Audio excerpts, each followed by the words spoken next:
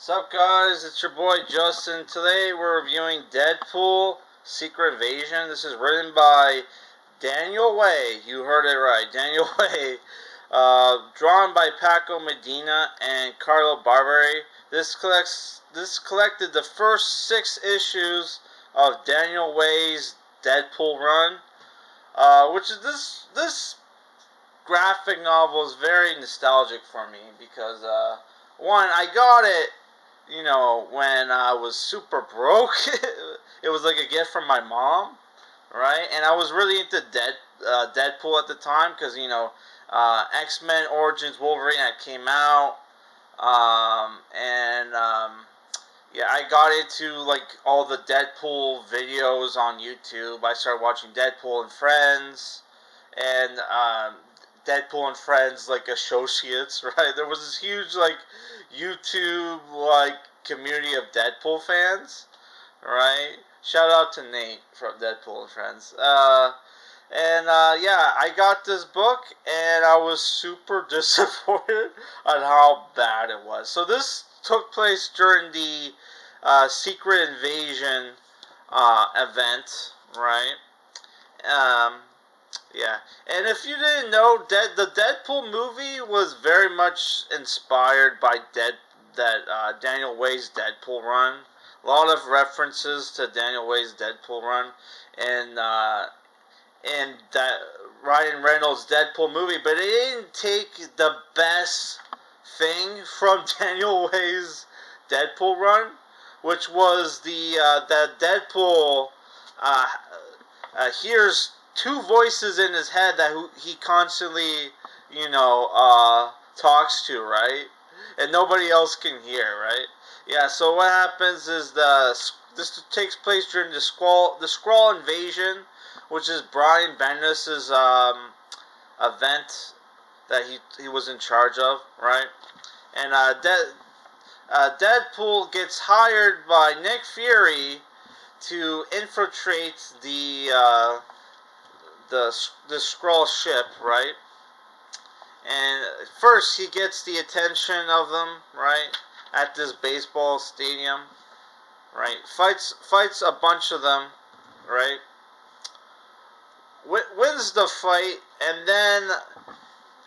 and also they had like super Skrulls, right? Because a lot of the Skrulls things were like, oh, let's take the DNA of superheroes and make super soldiers out of them, right? So you have this guy who has the superpowers of Iceman and Human Torch, and you would think he would also have Black Bolt's superpower because he has Black Bolt's like thing here, right? But he doesn't. Yeah, and yeah, Deadpool like blows up the ship, kind of. He's about to get his ass kicked, but like at the very end, like he surrenders and tries to join forces. Right. This is all so he can infiltrate the Skrull spaceship. Right. And yeah, they also did like a quick backstory behind Deadpool and how he was like kidnapped by Weapon X. They performed experiments on him and like gave him his healing factor, right? Yeah. So what happens? At first, like I liked some of the jokes in this book were kind of bad, but once in a while something funny would happen, right? So he gave this whole speech on who he was to the Skrull commanders, and they're like, can you say that all again, but speak into the universal translator? He's like, you mean I gotta do that all? I have to give my whole backstory all over again? Well, I'll do. Okay.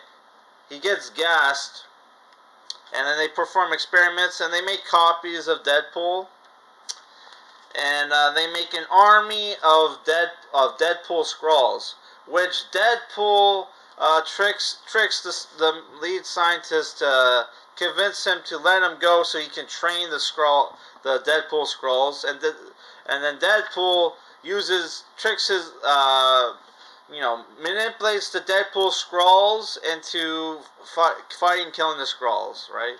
He even has this like cool training session where he makes the Deadpool Skrulls fight their legion of super soldier Skrulls, where you can see a Cyclops, a Thor Skrull, there's a Hulk Skrull, there's a Fantastic Four Skrull, there's an Angel Skrull.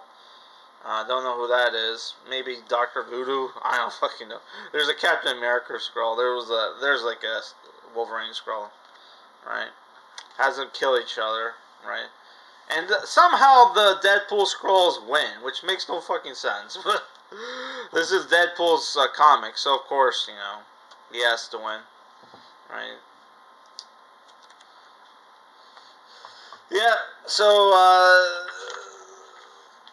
something you'll notice right away while reading the first two arcs is that Daniel Way likes to repeat himself. He did this whole double cross. He has this thing where he does the double cross, triple cross, where at first, like, he'll betray his employer to join the side of the other side, and then he betrays his new employer, and at the same time also betrays his former employer again. Hence the double cross, triple cross, and Daniel Way does this in like so many arcs, dude. It's insane. Because at first, like, you think he's like working for Nick Fury, right?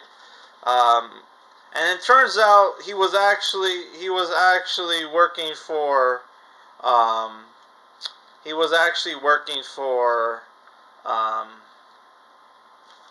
what's his name? Oh, I skipped that page. For Norman Osborn, right? Because they were setting up that this was like when like the superheroes were going to the government lost faith in the superheroes and turned to Norman Osborn, right? This is like pre-Dark Reign, but that's setting up for Dark Reign.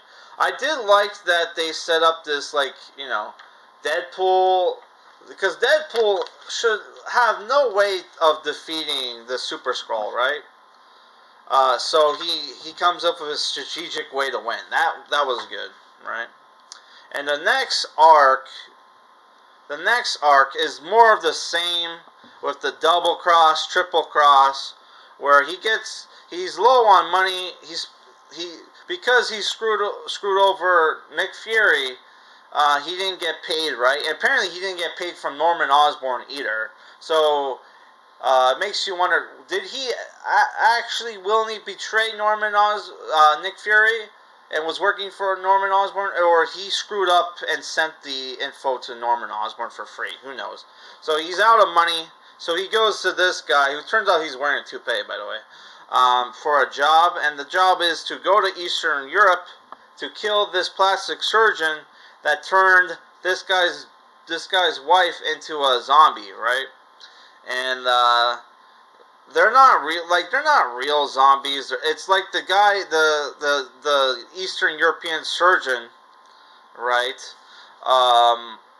Eastern European surgeon made this surgical technique where his clients could eat the flesh of others, and we would not only keep them young, but reverse the aging process, right?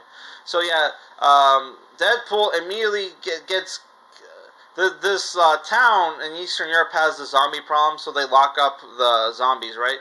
And they see Deadpool, they mistake him for a zombie, and they lock him up, right? And he's locked up with the zombies. He gets a fight, so like the cops are like, stop that dude, and he's like, the other cops like, why should we stop him? Because there are fellow villagers, we're keeping them in there for one day we find a cure so we can cure them, right? So this guy was like, can we at least waste a foreigner? Why not? We hate them anyway. Aim for that. That was the second joke that made me laugh, right? That and some of the stuff the voices in Deadpool's head say, because the voices that live in Deadpool's head don't even know what the fuck what his plans are.